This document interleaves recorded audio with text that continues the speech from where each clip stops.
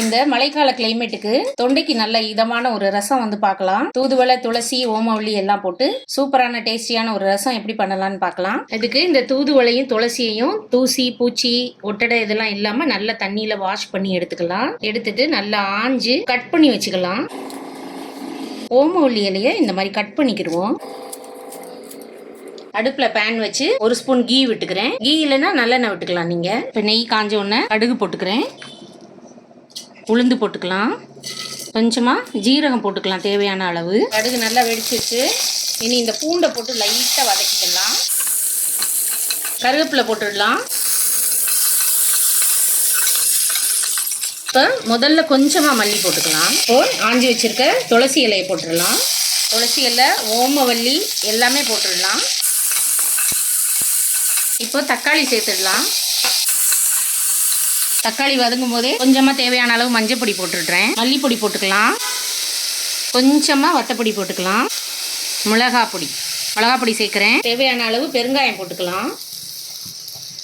இப்போ நான் இங்கே தூதுவளை இலைக்கு பதிலாக தூதுவளை பவுடர் வச்சுருக்கேன். அதில் உள்ள முள்ளெல்லாம் எடுத்து ஆஞ்சி காய வச்சு இப்படி பவுடர் பண்ணி நீங்கள் வச்சுக்கலாம். இல்லைன்னா கடையில் கூட, நாட்டு மருந்து கடையில் கூட தூதுவளை பவுடர் கிடைக்கும். அது ஒரு அரை ஸ்பூன் இல்லைன்னா ஒரு ஸ்பூன் போட்டுக்கலாம். புளி வந்து நான் ஒரு நெல்லிக்காய் சைஸ் அளவு எடுத்து தண்ணி ஊற்றி ஊற வச்சு வச்சுருக்கேன். இதை வந்து நல்லா கரைச்சிக்கலாம். புளி கரைச்சி அதில் விட்டுடலாம். இப்போ தேவையான அளவு தண்ணி ஊற்றிக்கலாம். இப்போ காரத்துக்கு தேவையான அளவு மிளகு ஜீரக பவுடர் போட்டுக்கலாம். மிளகு நல்லா வறுத்து பவுடர் பண்ணி வச்சிருக்கேன். அது கொஞ்சமாக போட்டுக்கலாம். சுவைக்கு ஏற்ப தேவையான அளவு உப்பு போட்டுக்கலாம். இப்போ பாருங்க, நான் சுத்தமான பனங்கற்கண்டு வாங்கி வச்சிருக்கேன். இந்த பனங்கற்கண்டு வந்து இந்த குளிர்காலத்துக்கு தொண்டை கரகரப்பு, சளி, இருமலுக்கெல்லாம் ரொம்ப நல்லது.